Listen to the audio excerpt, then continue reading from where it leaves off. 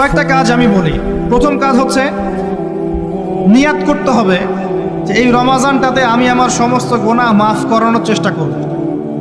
কারণ নবী সাল্লাল্লাহু আলাইহি ওয়াসাল্লাম বলেছেন, সেই ব্যক্তির জন্য ধ্বংস যে ব্যক্তি রমজান মাসকে পেয়েছে কিন্তু তার গুনাহ মাফ করাতে পারেনি। কে জানে এটা আমাদের শেষ রমাদান হতে পারে। আল্লাহ না করুক, আমরা দোয়া করি আল্লাহ পাক আমাদেরকে বেশি বেশি রমাদান দান করুক, বেশি বেশি লাইলাতুল কদর দান করুক। প্রথম শুরু হচ্ছে আপনি মাসের বাজার আগে করে ফেলবেন। আমি একটু প্র্যাকটিক্যাল কথা বলবো আর কি। আপনি রমাদান মাসের বাজার এই শাবান মাসে করে ফেলার চেষ্টা করেন, পারলে ঈদের শপিংটাও করে ফেলার চেষ্টা করেন। রমজান মাসে বেশি বাইরে যাবেন এবং টাকা পয়সা নিয়ে গিয়ে যে স্ত্রী সন্তানের হাতে দিয়ে দিবেন না, যাও বাইরে গিয়ে মার্কেটিং করে আসো, এই ভুলটা করতে যান। নিজে পরিবেশ নষ্ট করবে, রোজার যে আধ্যাত্মিকত্ব নষ্ট হবে, আরও হাজারটা যুবকের চোখের জানা করা প্রয়োজন নাই। আপনি পরিবারের কর্তা, লিস্ট করে ফেলেন, আপনাকে আল্লাহ পাক যতটুকু সামর্থ্য দিয়েছেন মূল জিনিসগুলো কিনে রেখে দেন, আর বাকি টুকটাক বাজার আপনি করবেন। আর যখন বাজারে যাবেন একটা দোয়া পড়বেন, আপনি 10 লক্ষ নেকি পাবেন ইনশাআল্লাহ। কত লক্ষ? 10 লক্ষ। দোয়াটা শিখাচ্ছি।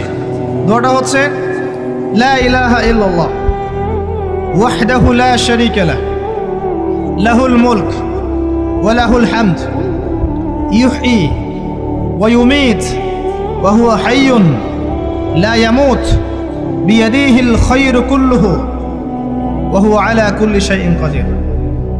একবার পড়লে 10 লক্ষ নেকি পাবেন বাজারে গিয়ে। কেন পাবেন? কারণ বাজার সবচেয়ে নিকৃষ্ট জায়গা, যেখানে গেলে মানুষ আল্লাহকে স্মরণ করে না। সেখানে গিয়ে আপনি আল্লাহকে স্মরণ করেছেন, এই জন্য আল্লাহ পাক ডেকে দিবেন ইনশাআল্লাহ। আসেন, এটা করার পর ঈদের যে শপিংটার কথা বলছি, এটা এই কারণে বলছি, লাস্টের দশকে আমরা ঈদের শপিংয়ে বেশি ব্যস্ত থাকি, এতে করে লাইলাতুল কদরটা আমরা হারিয়ে ফেলি। লাস্টের দশক আমরা হয় ইতেকাফ করব, না হলে বাসায় নামাজ পড়বো, পরিবারবর্গকে নিয়ে রাত জাগবো। পারা যাবে ইনশাআল্লাহ? তারাবির নামাজ তো পড়বোই ইনশাআল্লাহ জামাতে। এবং আপনি 20 পড়েন আর 8 পড়েন, আপনি নামাজের কোয়ালিটিটাকে ভালো করার চেষ্টা করেন, নামাজের কোয়ালিটিটাকে বেস্ট করেন। ধীরে ধীরে তেলাওয়াত করেন, ধীরে ধীরে রুকু সেজদা করেন, নামাজটাকে এনজয় করেন।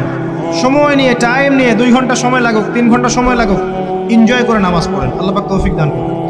এরপর শেষ রাতে আবার ওঠেন, পরিবারবর্গকে নিয়ে নামাজে দাঁড়ান, একসাথে জামাত করে নামাজ পড়েন, পরিবারে নফল নামাজ পড়েন, বাসায় বরকত হবে ইনশাআল্লাহ। রাত জাগেন, বেশি বেশি দোয়া করেন, একটু তেলাওয়াত করেন, একটু জিকির করেন, তাসবিহ তাহলিল করেন, রাতটা কাটিয়ে দেন। শেষের দশকে মার্কেটে ঈদের শপিং করতে যায় না। ঈদের খুশি আছে, ঈদের আনন্দ আছে, ঈদে ভালো পোশাক পরবো, সব ঠিক আছে। এই খুশি কাদের জন্যে? ক্বাদ আফলাহা মান তাযাক্কা ওয়া যাকারা ইসমা রাব্বিহি ফাসাল্লা। কার জন্য ঈদের খুশি? যে ব্যক্তি রমজান মাসে আত্মশুদ্ধি অর্জন করতে পেরেছে, রোজা রেখেছে, যাকাত দিয়েছে, নামাজ পড়েছে, লাইলাতুল কদরে রাত জেগেছে, তারাবি পড়েছে, ইত্যাদি ইত্যাদি। এই ব্যক্তি আত্মশুদ্ধি অর্জন করেছে, এই ব্যক্তির জন্য ঈদের খুশি। যে রমজান মাসে সিনেমা দেখেছে, সিনেমার শুটিং করেছে, পর্নোগ্রাফি দেখেছে, সুদ খেয়েছে, শিরিক করেছে, বেদাত করেছে, হারাম খেয়েছে, এর জন্য ঈদের খুশি। মানুষকে ঠকিয়েছে, ব্যবসায় মাল কম দিয়েছে, পণ্য মজুত করেছে, ইচ্ছা করে দ্রব্যের দাম বাড়িয়েছে, সরকারকে বিব্রত করেছে, জনগণকে দুর্ভিক্ষের দিকে ঠেলে দিয়েছে, এদের জন্য ঈদের খুশি? কখনো না। ঈদের খুশি তাদের জন্য যারা আত্মশুদ্ধি অর্জন করতে পেরেছে। আল্লাহ পাক বোঝার তৌফিক দান করুন, আমিন। এটা প্রথম টিপস দিলাম আপনাকে। এবার আসেন, আপনি রমাদানে প্ল্যান করবেন যে আপনার জীবনে বড় বড় পাপগুলো কি কি হয়েছে। এই পাপগুলো যদি মানুষের সাথে জড়িত হয়ে থাকে, আপনি মানুষের সাথে গিয়ে গিয়ে ক্ষমা নিয়ে নেবেন। কারো টাকা নিয়েছেন, দেন নাই, দিয়ে দিবেন। কারো সম্পত্তি পায়, দেন নাই, দিয়ে দিবেন।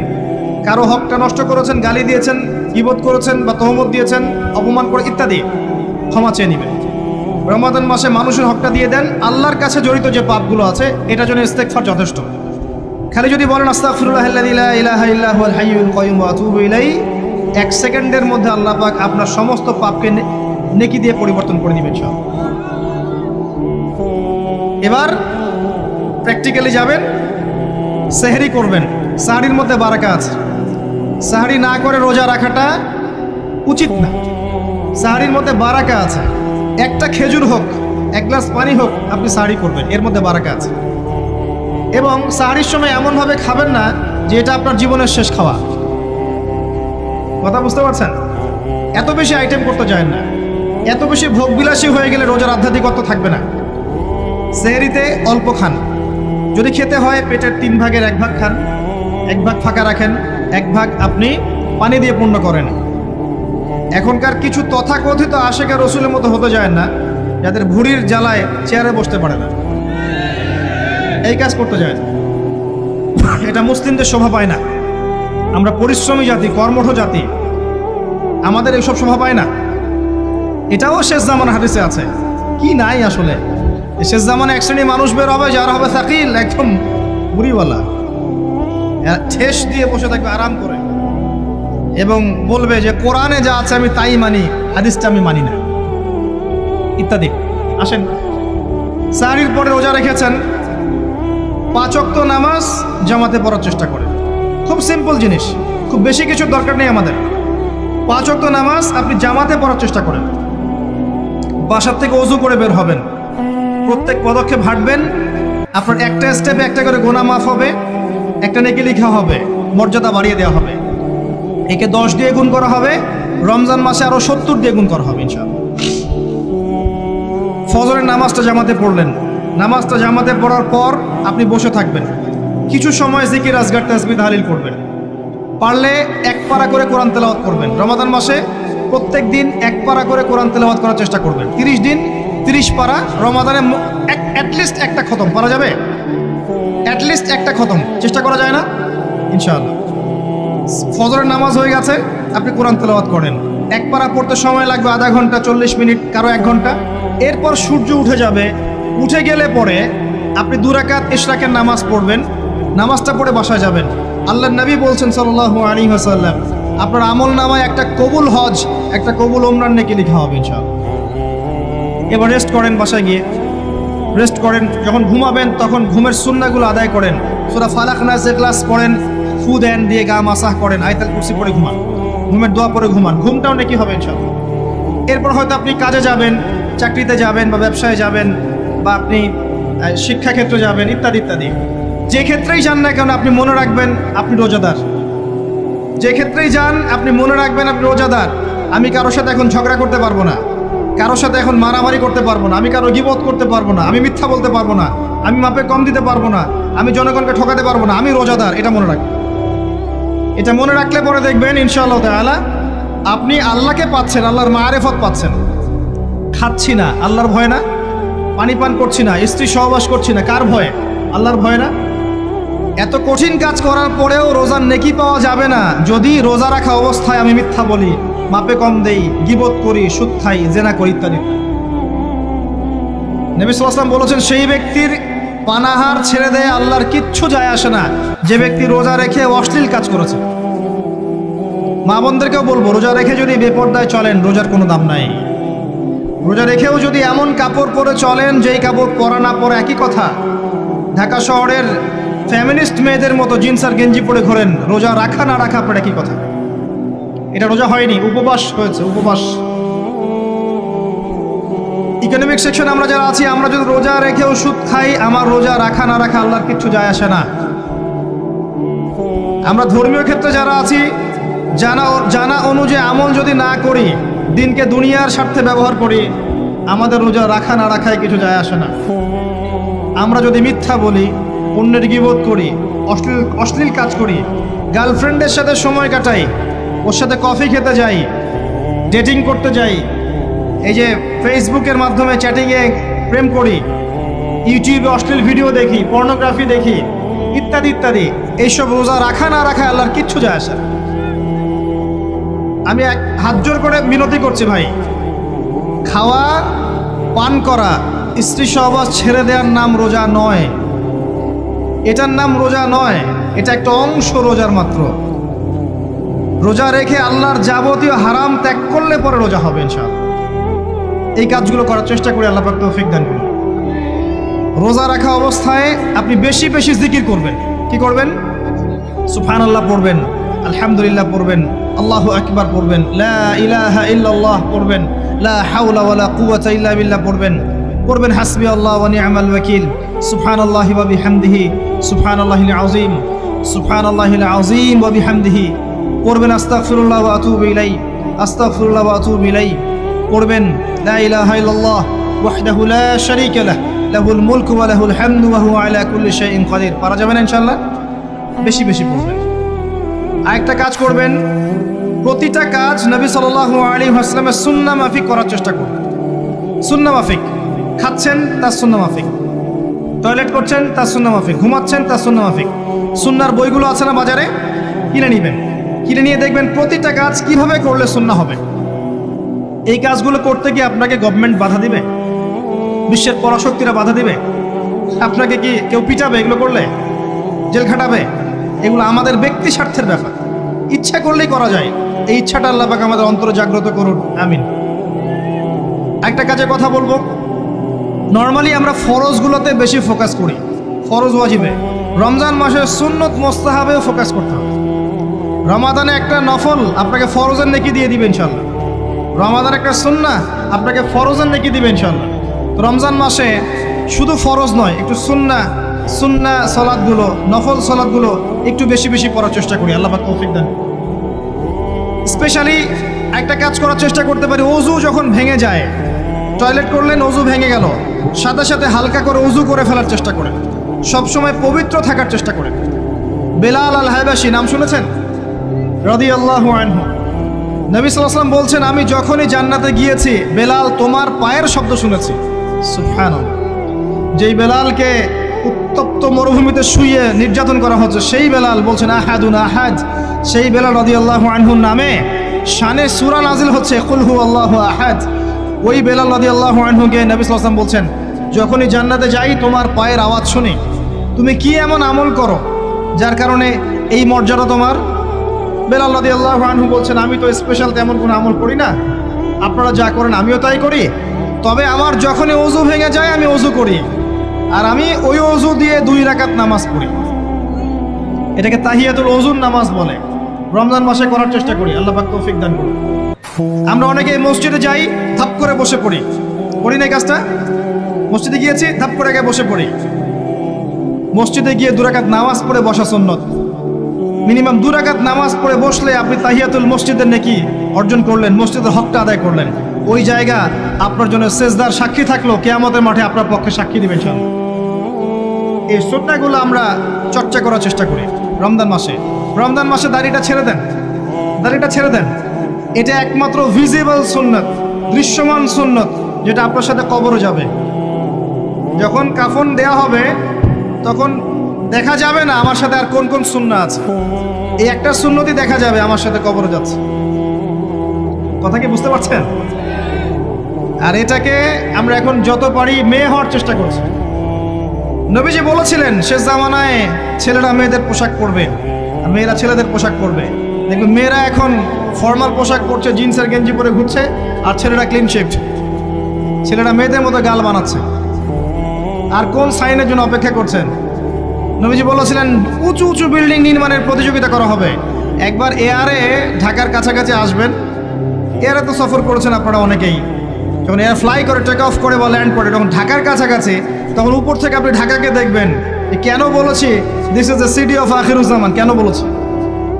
নবীজি বলেছেন কিয়ামতের 2টা মেজর সাইন, 2টার মধ্যে একটা হচ্ছে আনতারাল হুফাতাল উরাতাল আলাতা রিয়াশা ইয়াতাতাওয়ালুনা ফিল বুনিয়ান। যখন সমাজের দরিদ্র শ্রেণীর মানুষেরা, যাদের পায়ে স্যান্ডেল ছিল না, গায়ে কাপড় ছিল না, এরা উঁচু উঁচু বিল্ডিং নির্মাণের প্রতিযোগিতা করতে থাকবে, ফান্তাজিরিস সাআহ, তখন কিয়ামতের অপেক্ষা করতে থাকবে। আজকে থেকে 100 বছর আগে ছিল এগুলা? 200 বছর আগে ছিল? সুবহানাল্লাহ। আর কোন সাইনের জন্য অপেক্ষা করছেন? তিনি বলেছেন শেষ জামানায় women will dressed but still they will be naked. মহিলারা কাপড় পরবে, তারপরেও তারা নগ্ন থাকবে। আপনি ঢাকার শপিং মলে যান, আপনি দেখেন। আর কোন সাইনের জন্য অপেক্ষা করছেন? শুধু ঢাকা কেন, গ্রামগঞ্জে ছড়িয়ে পড়েছে এগুলো, এখন গ্রামেও ছড়িয়ে পড়েছে। গ্রামে আরো বেশি দেখা গেছে মাশাআল্লাহ। গ্রামে গিয়ে আমরা হতভাগ, সুবহানাল্লাহ। গ্রামের মেয়েগুলা, গ্রামের মেয়ে ঢাকা শহরের মেয়েকে পার করে ফেলেছে। বাদ দেন, ওদিকে না যাই, ডিফারেন্ট টপিক। আমরা রমাদান মাসের সুন্নাহগুলো আমল করার চেষ্টা করি। তাহিয়াতুল মসজিদ আমল করার চেষ্টা করেন, তাহিয়াতুল ওযু আমল করার চেষ্টা করেন, বেশি বেশি জিকির করেন। এবার আসেন রমাদানে জাকাত হিসাব করবেন। জাকাত, আপনার জাকাত হিসাব করেন, কত টাকা জাকাত এসেছে। জাকাতের হিসাব জানেন তো? হ্যাঁ, 7.5 ভরি স্বর্ণ, রৌপ্য কত? 52.5 তোলা। আপনার এই চাষাবাদের ওসর আসে, ব্যবসায়িক পণ্য থাকলে, সঞ্চিত সম্পদ থাকলে সব কিছু হিসাব করে মুফতি সাহেব আছেন, কওমি মাদ্রাসার আলেমদের কাছে যাবেন, জাকাতের ক্যালকুলেশন করে নেবেন যে আমার এত টাকা জাকাত এসেছে। এভাবে জাকাতটা রমজান মাসে দিয়ে দেওয়ার চেষ্টা করুন। জাকাত যদি আমরা না দেই, একটা শাস্তি শুনে রাখেন, আল্লাহ পাক এই সম্পদগুলোকে একত্রিত করে গলাবেন, গলিয়ে কপালে, গালে আর এই যে পিঠে লেপটে দিবেন, বলেন নাউজুবিল্লাহ। এবং এটা একটা সাপের আকৃতি ধারণ করবে, সাপ গলায় পেঁচানো থাকবে, কপালে দংশন করতে থাকবে, বলবে আমি তোমার মাল 7 ভোগ কর, আমি তোমার মাল 7 ভোগ কর। কবর এটা হবে, আমরা চোখে না দেখলেও ওটা সত্য। নবীজি দেখে এসেছে মেরাজের রাতে এগুলা। এরপরে জাকাতের একটা সুবিধা আছে, এটা আমরা বুঝাতে পারি না। জাকাত ইসলামিক ইকোনমিক্সের বেইস। জাকাত ধনীর সম্পদে গরিবের হক। যে গরিবের কাছে টাকা পয়সা নাই, আপনার টাকা ওর হাতে চলে যাবে, ও খেয়ে পরে বাঁচতে পারবে, এটাই জাকাত। বুঝতে পারছি? জাকাতটা না দেন, ও আস্তে আস্তে আস্তে আস্তে আরো দরিদ্র হতে থাকবে। এর উপর আবার সুদ আছে, আবার পেপার মানিও আছে। জাকাতগুলো দিয়ে দেন, আল্লাহর ওয়াস্তে জাকাত দিয়ে। অনেক মুসলিম আছে আমরা নামাজ পড়ি, জাকাত দেই না। অনেক মুসলিম আছে জাকাত দেয় না, নামাজ পড়ে। জাকাত অস্বীকারীদের বিরুদ্ধে আবু বকর সিদ্দিক রাদিয়াল্লাহু আনহু যুদ্ধ করেছিলেন। এজ এ আমির, রাষ্ট্রের পক্ষ থেকে যুদ্ধ করেছিলেন। আল্লাহ পাক আমাদেরকে জাকাত আদায় করার তৌফিক দান করুন। ফসল থাকলে ফসল, এর ওসর আসবে, ওসর এটা দিয়ে দিবেন। সেচের পানিতে হলে এক হিসাব, আর আপনার বৃষ্টির পানিতে হলে এক হিসাব। রমজান মাসে বেশি বেশি দান সাদাকা করবেন, বেশি বেশি মানুষকে দান সাদাকা করেন। পণ্যের দাম কমিয়ে দেন, মানুষকে সাদাকা করেন। প্রত্যেকটা দিন 10 টাকা, 20 টাকা, 100 টাকা সাদাকা করতে চেষ্টা করেন। এক একটা সাদাকা 70 গুণ বেড়ে যাবে ইনশাআল্লাহ। আমি আরেকটা নাসিহা করব, রমজান মাসে বেশি থেকে বেশি মানুষকে খাওয়ান, বেশি বেশি খাওয়ান, ইফতার করান। আমি বলি মসজিদগুলোতে প্রত্যেক দিন আসর থেকে মাগরিব পর্যন্ত দিনের কথাবার্তা আলোচনা করেন, তালিম করেন। আপনাদের কাছে বই আছে, মুনতাকা হাদিস আছে, ফয়জুল কালাম বই আছে, রিয়াদুস সালেহিন বই আছে, মেশকাত আছে, আলেম আছেন, ইমাম সাহেব আছেন। একটা বিশেষ বিষয় নিয়ে আলোচনা শুরু করেন, মাগরিব পর্যন্ত আলোচনা চলবে, সবাই মিলে ইফতার করেন। একটা ইসলামিক পরিবেশ গড়ে তোলেন, মানুষকে ইফতার করেন, বেশি বেশি ইফতার করেন। আপনার সামর্থ্য থাকলে, সামাজিক যদি পদমর্যাদা থাকে, সমাজের মানুষকে আপনি ইফতার করান, ইফতার পার্টি করে, ইফতার অ্যারেঞ্জমেন্ট করেন। পার্টি বলা ঠিক না, আসলে ইফতার মাহফিল বলতে পারি আমরা। ইফতার মাহফিল করেন বেশি বেশি, মানুষকে ইফতার। একজন ব্যক্তিকে ইফতার করালে ওই ব্যক্তির রোজার নেকি আপনি পেয়ে যাবেন ইনশাআল্লাহ। প্রজেক্ট করেন, ইফতারের প্রজেক্ট করেন, মানুষের টাকাগুলো নেন, সংগ্রহ করে গরিবদের মাঝে ইফতার বিলিয়ে দেন।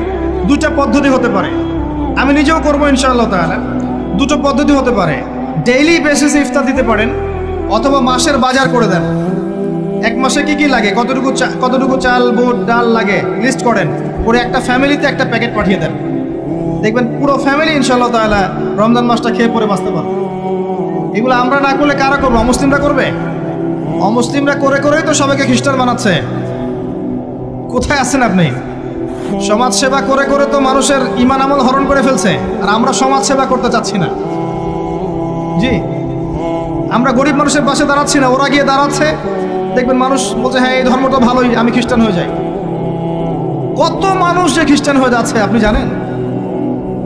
পরে বুঝবেন, যখন আমরা এই যে হাত বাঁধা, পায়ে পা রফুলে ইত্যাদি নিয়ে মারামারি করছি, কে কোন মাযহাব, কে কোন তরিকা, কার কোন ত্রুটি আছে, এগুলো নিয়ে আমরা সোশ্যাল মিডিয়ায় ঘাটাঘাটি করছি। এই সময়গুলোর মধ্যে এগুলো অনেক এগিয়ে গেছে। এরা আরও এসব এই খোরমা জিলাপি নিয়ে মারামারি করতে থাক, দেখবেন আস্তে আস্তে আস্তে আস্তে কোন দিকে চলে যায় পরিস্থিতি। গলার মধ্যে দড়ি দিয়ে ফাঁস লাগানো হয়ে গেছে, খালি টানা বাকি আছে। আরে এখন ঝগড়া করে বেড়াচ্ছে কোন আলেমের কোন সমস্যা। লাহুম কুলুবুন লা ইয়াফকাহুনা বিহা, আল্লাহ পাক বলেছেন সূরা আরাফ 179। রমজান মাসে বেশি বেশি ইফতার করান, বেশি বেশি দান সাদাকা করেন। আর একটা কাজ বলে আমি শেষ করছি, রমজান মাসে পরিবারকে সময় দেন, পরিবারকে সময় দেন। পরিবারের হক আছে আমাদের উপরে। স্ত্রীকে সময় দেন, স্বামীকে সময় দেন, একসাথে ইফতার বানান। একটা পরিবেশ, একটা আনন্দ, একটা উৎসবের আমেজ যেন বিরাজ করে। ছোট ছোট বাচ্চাদেরকে রোজা রাখতে উৎসাহিত করেন, সবাই একসাথে বসে একটা বড় প্লেটে ইফতার করেন। বাচ্চারা যখন বড় হবে তখন বলবে ছোটবেলায় আমরা বাবা মার সাথে এভাবে ইফতার করেছি, সংস্কৃতি লালন করেছি। পারিবারিক হৃদ্যতা চলে আসেন, প্রতিবেশীকে ইফতার পাঠান, প্রতিবেশীকে ইফতার হাদিয়ে দেন, মসজিদে একসাথে ইফতার করেন। তারপর রাতের বেলা তাহাজ্জুদে দাঁড়ান, তারাবিতে দাঁড়ান, তারাবির নামাজে ধীর স্থিরভাবে কেরাত করে। ইমাম যাকে নিযুক্ত করবেন তাকে সুললিত কণ্ঠে কোরআন তেলাওয়াত করতে বলবেন, ধীর স্থিরভাবে, তাকে প্রেশার দিবেন না। তার দায়িত্ব নিয়ে নেন। ইমাম হাফেজদের পুরো মাসের দায়িত্ব নেন, তার পরিবারের দায়িত্ব নেন।